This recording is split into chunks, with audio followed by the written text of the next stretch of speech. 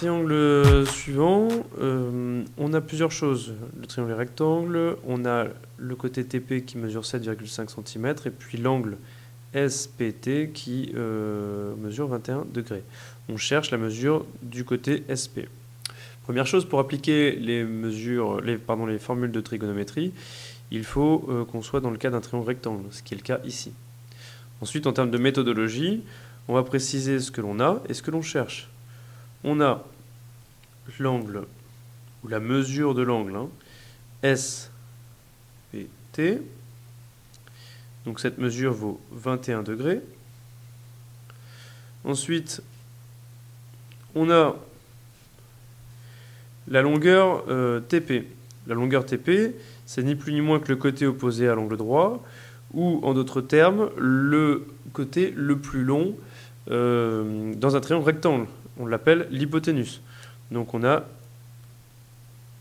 l'hypoténuse. Cette hypoténuse, c'est TP, et ça vaut 7,5 cm. Qu'est-ce que l'on cherche ? Donc, on ne cherche pas le côté opposé, puisque le côté opposé à l'angle SPT, c'est ST. C'est celui qui est en face. C'est celui que regarde l'angle SPT. D'accord ? Si c'était un œil, il regarde dans cette direction. On ne cherche pas l'hypoténuse, puisque l'hypoténuse, on l'a. Donc, on cherche le côté qui touche, entre guillemets, l'angle, c'est-à-dire le côté adjacent à l'angle. On cherche le côté... Quand je dis on cherche le côté, c'est la longueur. Hein. On cherche le côté adjacent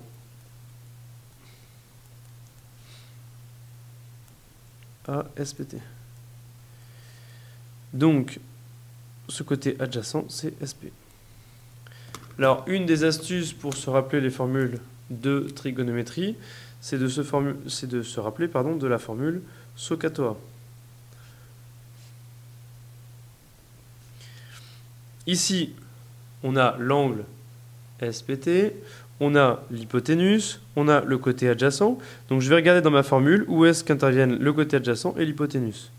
Le côté adjacent et l'hypoténuse, ils interviennent quand j'utilise le cosinus.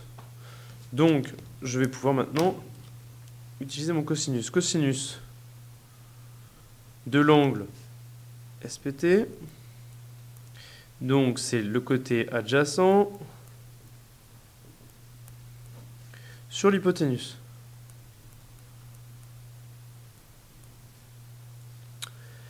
Donc, une fois que j'ai ça, le côté adjacent, je vais remplacer. Cosinus SPT est égal au côté adjacent. Le côté adjacent, c'est SP. L'hypoténuse, c'est TP. Donc, une fois que j'ai ma formule, j'ai plus qu'à remplacer par les différentes valeurs.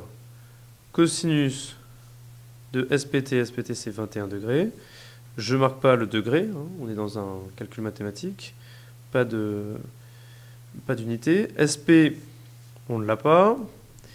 Et TP, on l'a, c'est 7,5. Alors, lorsqu'on est là, on est souvent bloqué.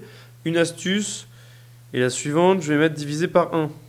Puisque cosinus 21 divisé par 1, c'est égal à cosinus 21. Donc, je ne change pas ni mon calcul, ni mon égalité, ni le membre de gauche de l'égalité. Tout nombre divisé par 1 est égal au nombre. Et maintenant, je peux effectivement utiliser mon produit en croix, qu'en règle générale, vous avez des facilités à utiliser. Donc SP, ça va être égal à quoi ? Ça va être égal à 7,5 multiplié par cosinus 21 divisé par 1. Donc SP, ça va être égal à 7,5 multiplié par cosinus 21, le tout divisé par 1. On sait que quand on divise par 1, cela revient à la même chose que de faire le terme du haut, point barre. Ça ne change pas le nombre. Et donc là, il n'y a plus qu'à prendre la calculatrice.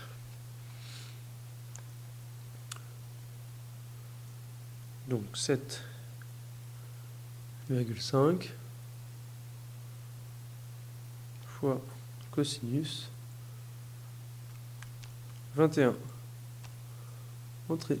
Et ça nous donne, arrondi au centième, 7. Donc même arrondi à l'unité, c'est environ égal à 7.